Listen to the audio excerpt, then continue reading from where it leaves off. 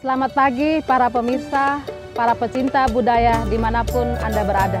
Salam sejahtera, Assalamualaikum warahmatullahi wabarakatuh. Om Swastiastu, Namo Buddhaya, salam kebajikan. Hari ini saya mendapatkan kehormatan untuk boleh memperkenalkan salah satu warisan budaya Provinsi Nusa Tenggara Timur, khususnya Kabupaten Flores Timur, yaitu tenun ikat. Untuk itu, pertama-tama kami mengucapkan terima kasih kepada Dirjen Kebudayaan, Kementerian Pendidikan dan Kebudayaan Republik Indonesia, dan Balai Pelestarian Nilai Budaya Bali yang telah memprakarsai program ini, sekalipun bangsa dan dunia tengah berjuang menghadapi pandemi COVID-19. Para pemirsa dan pencinta budaya sekalian, tenun ikat dalam masyarakat Flores Timur sudah menjadi bagian yang erat dan selalu ada dalam putaran kehidupan sehari-hari, khususnya bagi kaum wanita.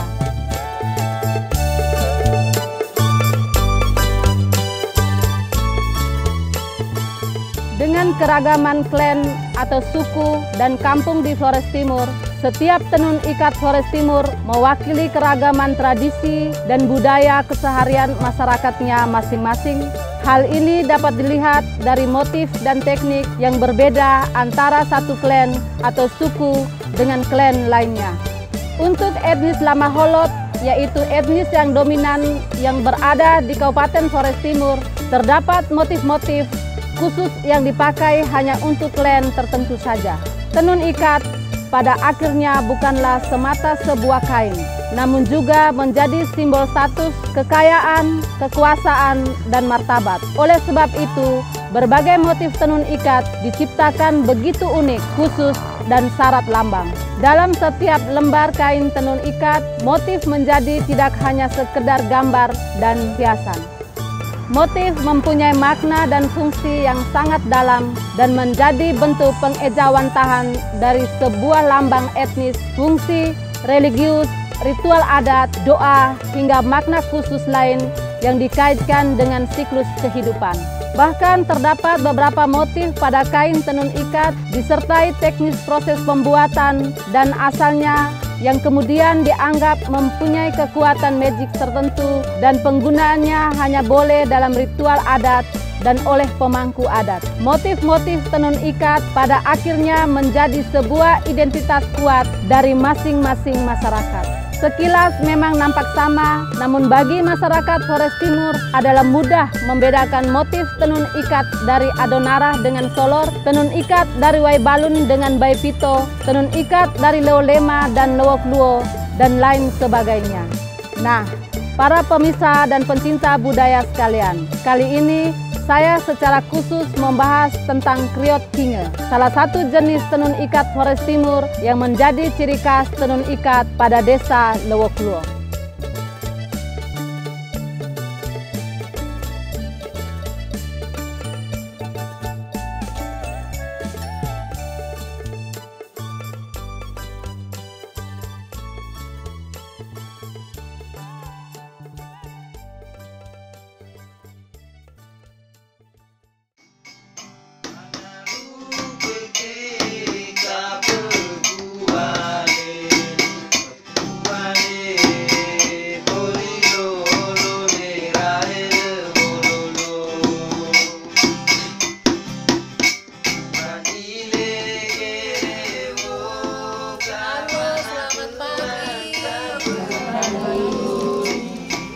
Halo Mama, selamat pagi. Selamat pagi sayang. Aduh, selamat pagi.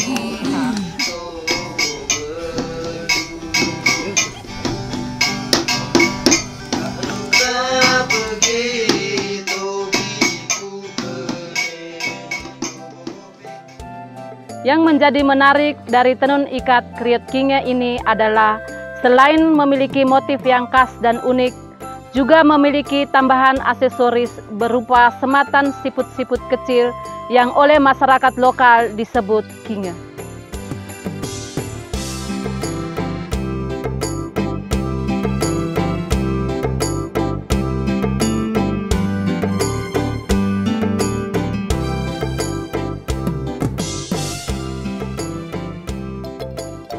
Nah, sebelum kita membahas lebih jauh tentang proses pembuatan tenun ikat Kriot Kinge, sebaiknya kita mengenal dulu alat dan bahan apa saja yang dibutuhkan dalam membuat sehelai kain tenun ikat Kriot Kinge.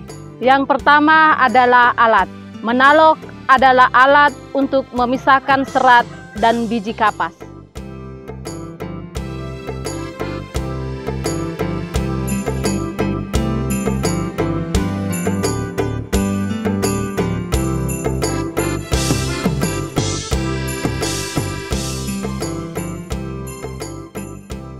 Lalu wuhu. Wuhu adalah alat seperti busur yang berfungsi untuk melemaskan atau melembutkan kapas.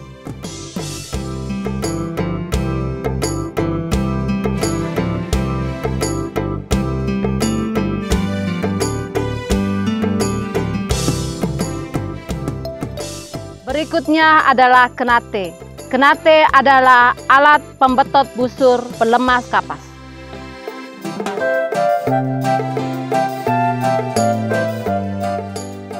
Berikutnya adalah kenolot. Kenolot adalah alat untuk menggulung serat kapas. Dan tenure. Tenure adalah alat untuk memintal benang yang dibawa kemana-mana.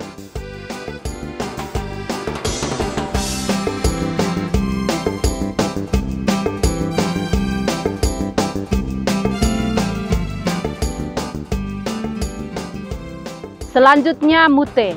Mute adalah alat untuk memintal benang yang statis, tidak bisa dipindah-pindahkan.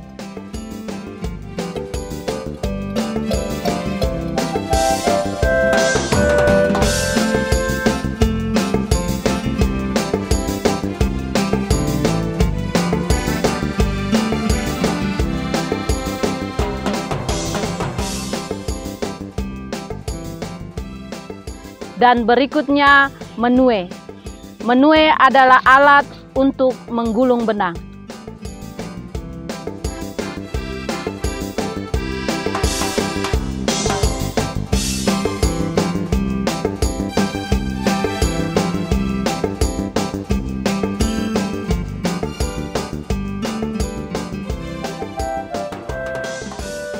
Masih ada lagi beberapa alat, yaitu beladu.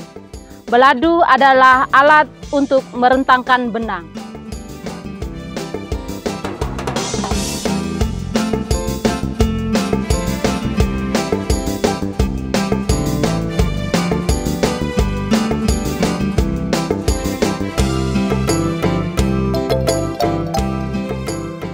Selanjutnya adalah selaga kede.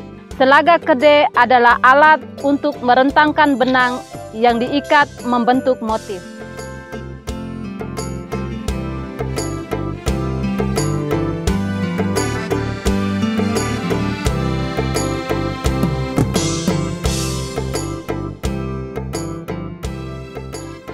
Berikutnya adalah neak.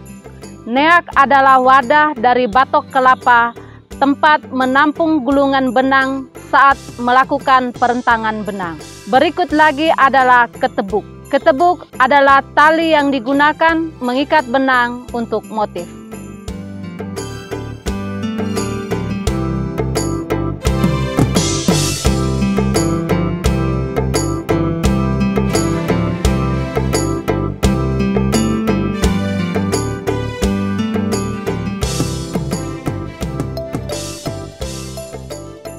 Berikut lagi adalah kelubah.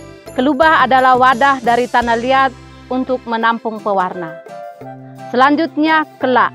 Kelah adalah wadah dari labu untuk menampung pewarna.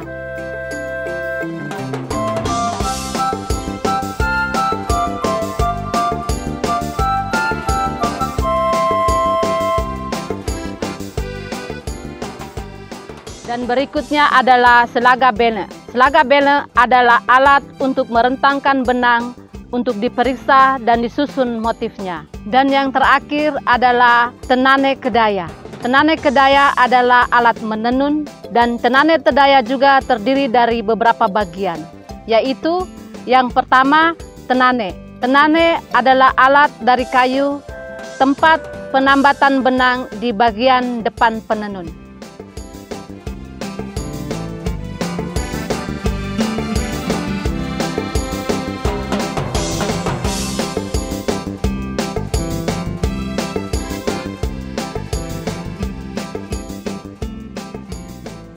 kedua, kedaya. Kedaya adalah alat dari kayu, tempat penambatan benang di bagian kaki penenun. Yang ketiga adalah hurit. Hurit adalah alat dari kayu yang berfungsi untuk mendorong dan merapatkan benang.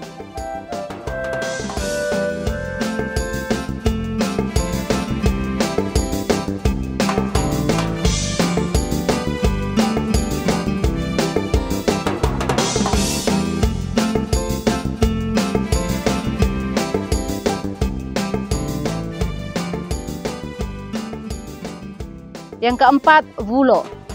Wulo adalah alat dari buluh yang berfungsi untuk menekan benang agar tetap tegang dan pada saatnya dirapatkan.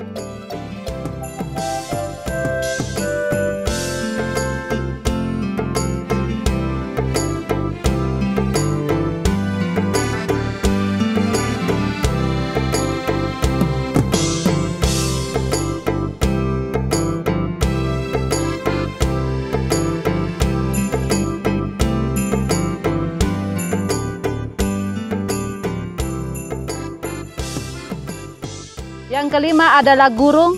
Gurung adalah bilal bambu yang berfungsi menggulungkan benang horizontal. Yang keenam adalah menitit. Menitit adalah alat untuk mengangkat benang vertikal. Ketujuh, beloe.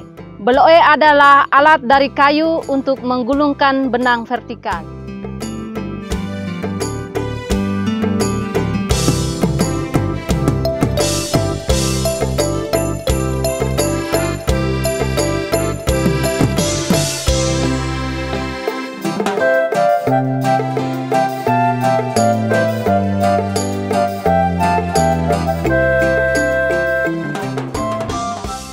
Delapan, ligu.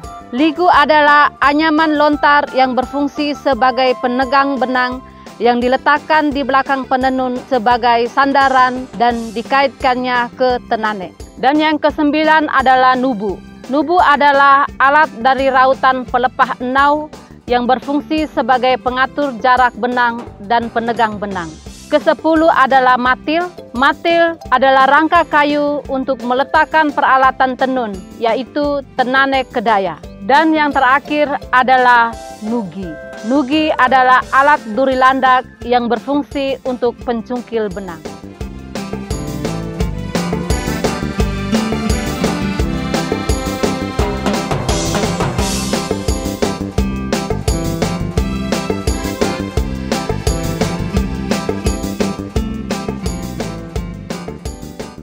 Jadi, begitu banyak peralatan atau bagian-bagian peralatan tenun yang dibutuhkan oleh seorang penenun dalam menghasilkan sehelai kain tenun.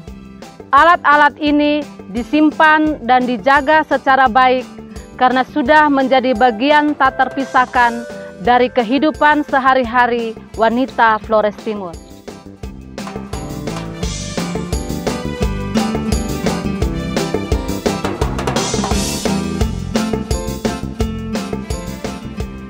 Kemudian kita beralih ke bahan.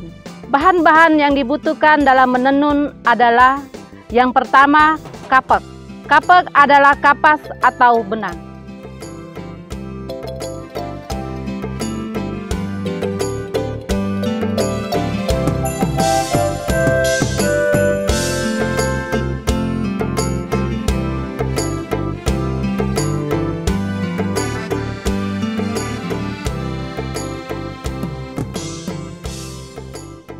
Yang kedua adalah taung.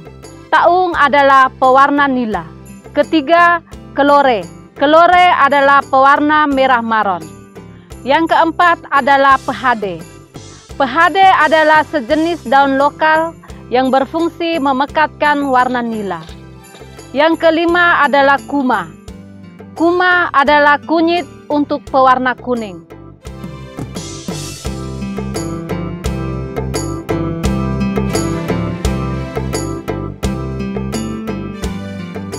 Keenam adalah apu. Apu adalah kapur.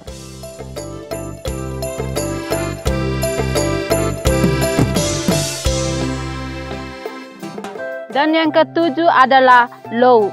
Low adalah bahan dari kulit kayu untuk mempertajam warna merah maron.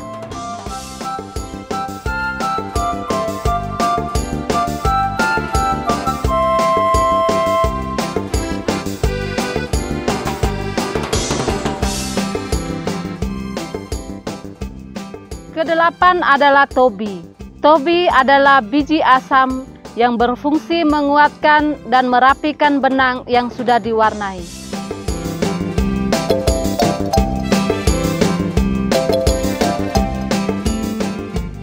Yang kesembilan adalah tenaro. Tenaro adalah lilin yang berfungsi untuk melicinkan hurit. Kesepuluh adalah kinge. Kinge adalah siput kecil yang dijadikan sebagai hiasan yang dijahit atau disematkan pada kain yang sudah selesai ditenun.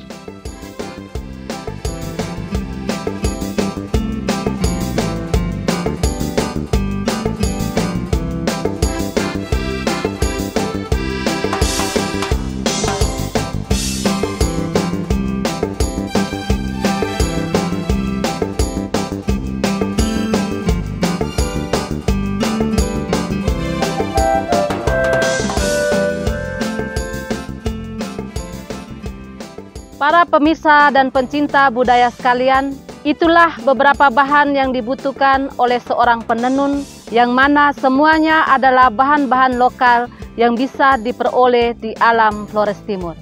Betul bahwa dewasa ini sudah banyak pula penenun yang menggunakan bahan-bahan non-lokal seperti benang pabrik dan pewarna sintetis. Namun, untuk membuat kriot kinge harus menggunakan bahan-bahan asli lokal. Dan hal inilah yang akan menjadi pembeda dalam proses pembuatan dan juga hasil yang didapatkan. Tentu saja perbedaan ini berpengaruh langsung terhadap nilai dan harga maupun strata bagi si pemakai kain tenun.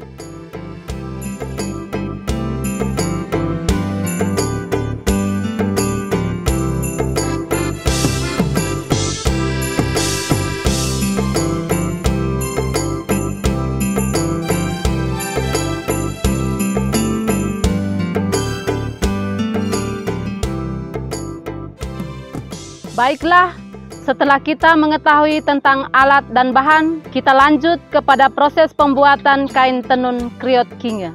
Jika kita berbicara tentang proses sejak awal, maka kita memulai dari proses kapas dipanen.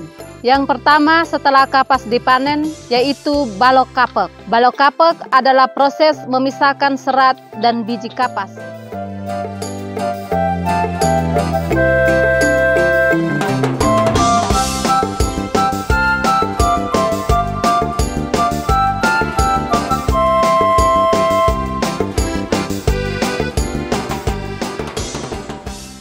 Yang kedua, betu. Betu adalah proses melemaskan kapas.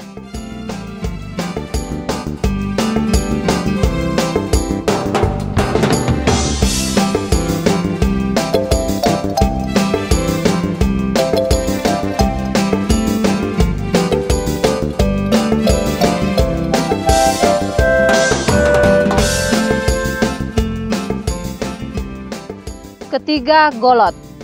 Golot adalah proses menggulungkan kapas sebelum dipintal.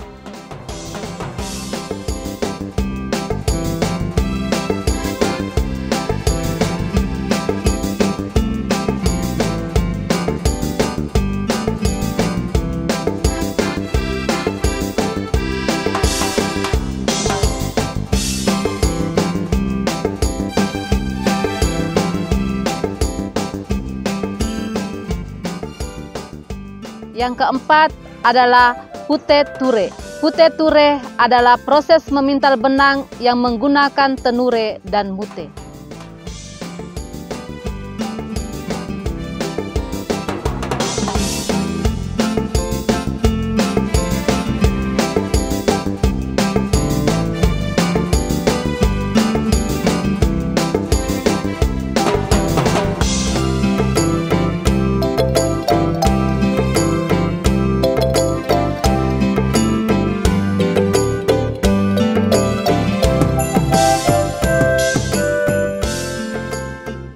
Yang kelima adalah pudung.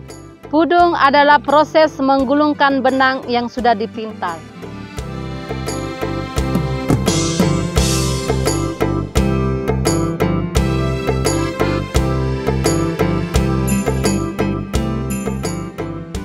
Keenam, nekot.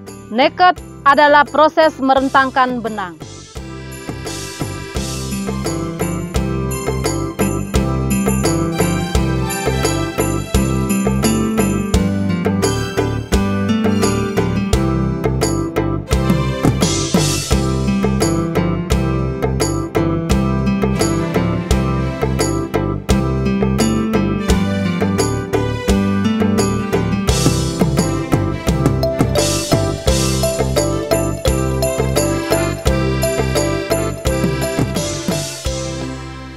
Tujuh, puing. Puing adalah proses mengikat benang untuk menentukan motif.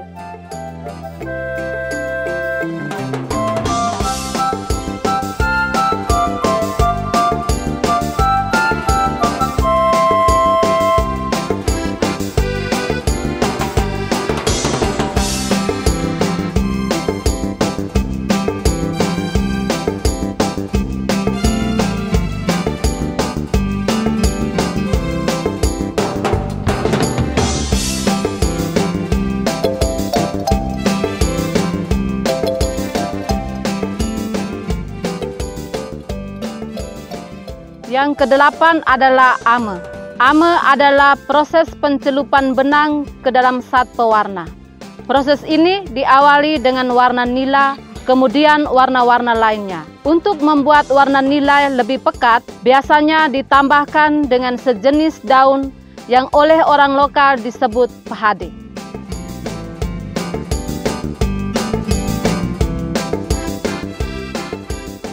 Proses ame ini bisa dilakukan beberapa kali untuk mendapatkan kepekatan warna yang diinginkan. Yang kesembilan adalah pai. Pai adalah proses menjemur benang yang sudah diwarnai. Yang kesepuluh adalah taha kemeta. Taha kemeta adalah proses membuka ikatan-ikatan motif.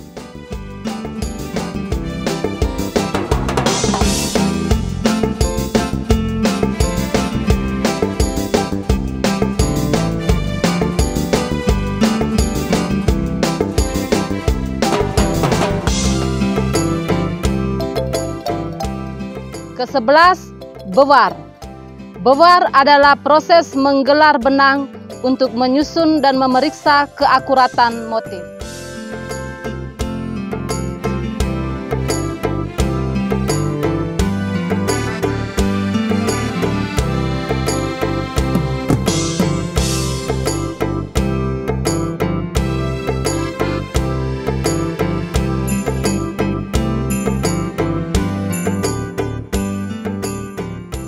Ke-12 adalah higi tegal. Higi tegal adalah proses menguatkan dan merapikan benang dengan menggunakan air rebusan biji asam yang dioles secara merata pada benang.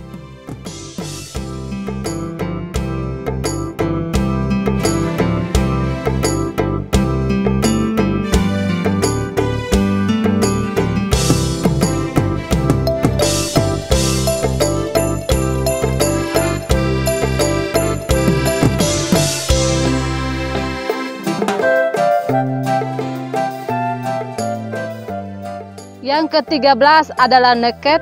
Neket adalah proses menyusun benang vertikal pada alat tenun atau tenane kedaya.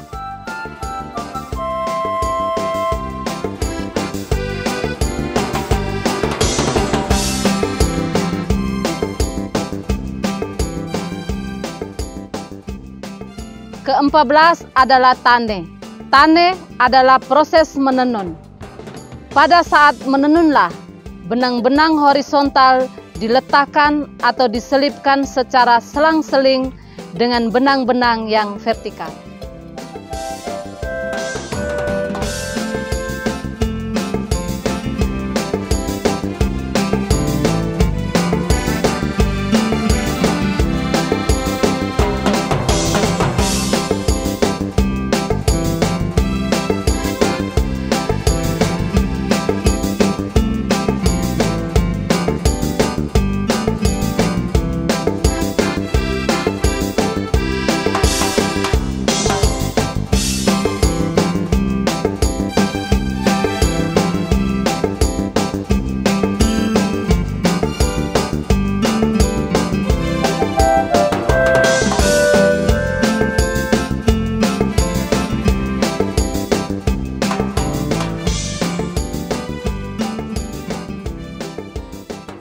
Pada proses awal menenun, sebelum menjadi lembaran besar, harus diawali dengan menenun taumpuke, yaitu bagian kain utama yang menjadi patokan untuk susunan motif selanjutnya.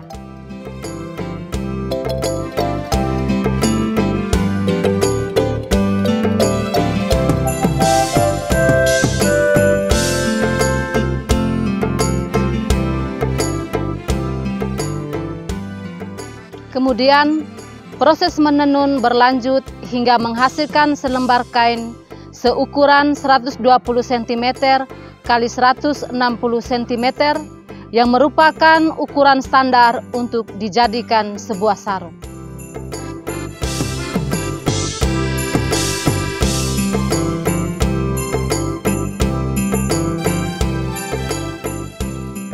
Yang ke-15 adalah pairait dan haung, yaitu proses menyambung kain untuk dijadikan sebuah sarung.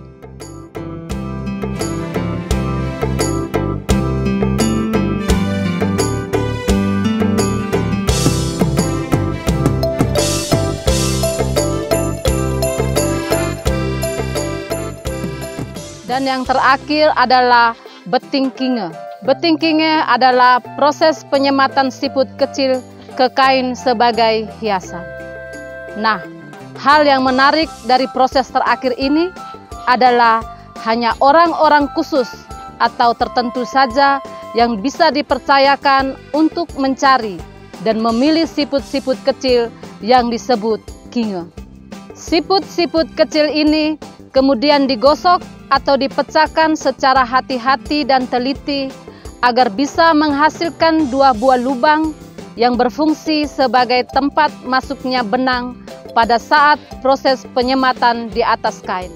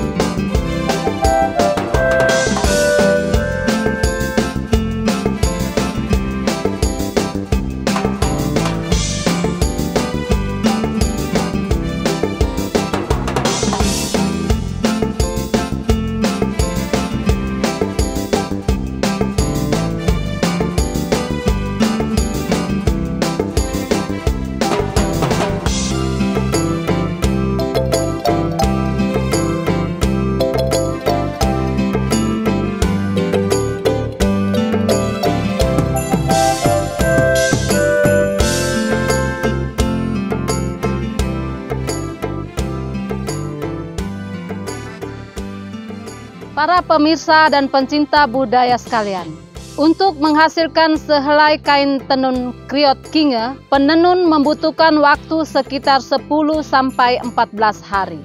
Waktu yang dibutuhkan tersebut hanya untuk menenun semata. Jika digabungkan dengan proses pemisahan kapas, melemaskan, menggulung, memintal, mengurai, mewarnai, dan lain sebagainya, maka waktu yang dibutuhkan bisa mencapai 20 hingga 30 hari. Waktu dan tenaga serta konsentrasi yang dicurahkan dalam proses tenun yang rumit inilah yang sering tidak diketahui oleh orang-orang, sehingga tidak jarang para pembeli awam merasa kaget jika harga yang dipatok cukup mahal. Seperti kriot kinge yang kita bahas hari ini, merupakan jenis tenun ikat yang bisa dikatakan premium dan harganya bisa mencapai 4 hingga 5 juta, bahkan lebih untuk selembar kain seukuran 120 cm x 160 cm.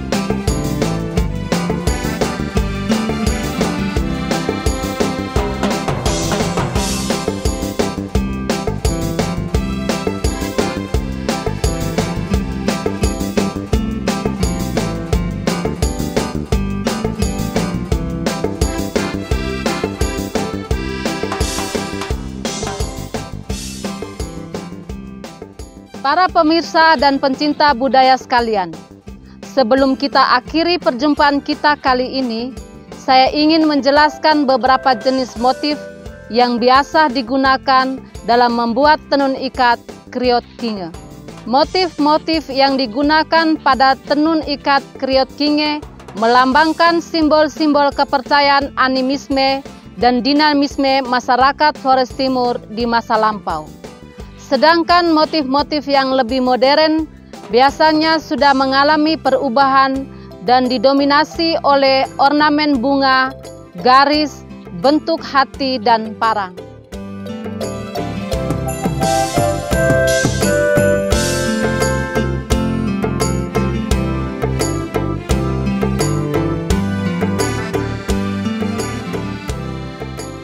Motif yang pertama adalah senerut. Senerut adalah motif berbentuk belah ketupat, melambangkan pemimpin.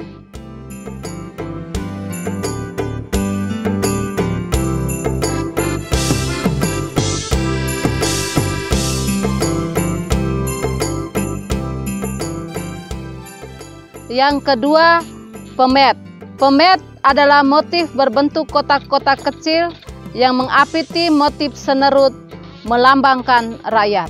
Oleh karenanya, motif senerut sering diapiti oleh motif pemet yang melambangkan persatuan antara pemerintah dan rakyatnya.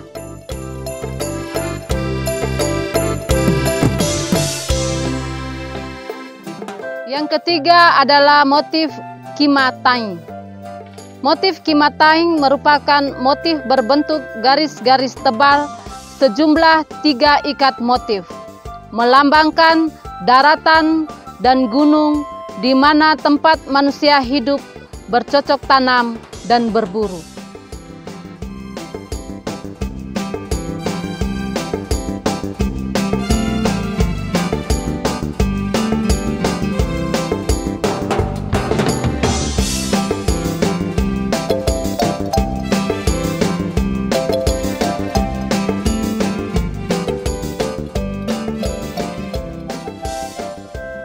Yang keempat adalah kemetah.